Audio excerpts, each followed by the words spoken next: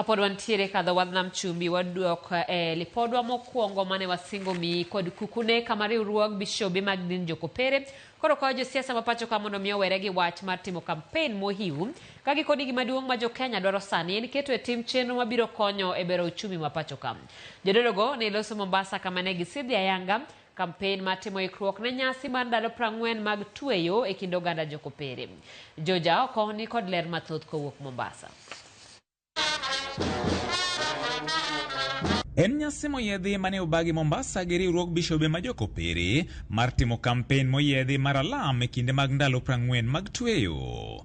Kae ne en miel kod were nyasino mane ochakore kod wuoth mane ochomo alap Mama Mangina kuma ne obagie alam moyedhi.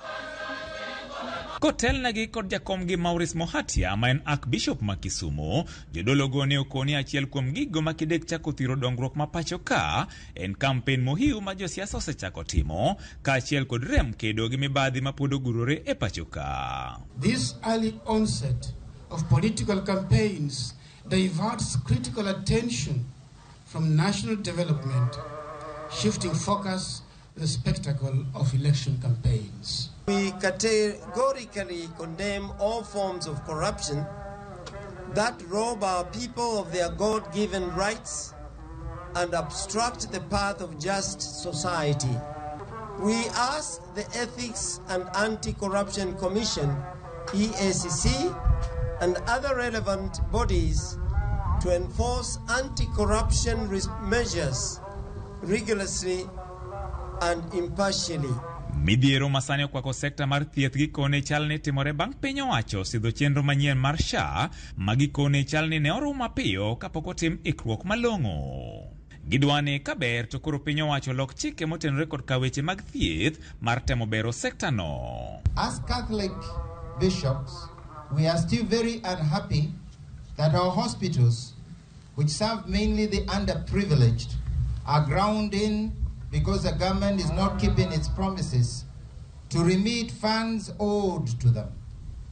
We think this system will only weaken our hospitals more by reducing the patient numbers while not offering a better health care to our people. We therefore request for a review of the Health Act. The haphazardly coordinated health sector is too dangerous and a threat to a healthy Kenyan population. Wach rochruok magarita to chutho nek makinde ka kinde kod tim mar lalapoya nono gi jopiny gikoni en gino ma piny owacho e bwo migawo mar arita onego kaw matek. Kata kamano, ne gipuoyo okang' ma piny owacho kawo mar chuko kamati moyiedhi mabiro yiero commissioners mabiro tayo yiero ma pacho ka. We come out once again to express our profound dismay over the incidents of abductions and extrajudicial killings that threaten the sanctity of life in our nation. The government authorities and private sector stakeholders have to engage in comprehensive, transparent dialogue and implement sustainable strategies to bring down the costs of living to manageable levels. We commend recent initiatives such as establishing an IEBC election panel.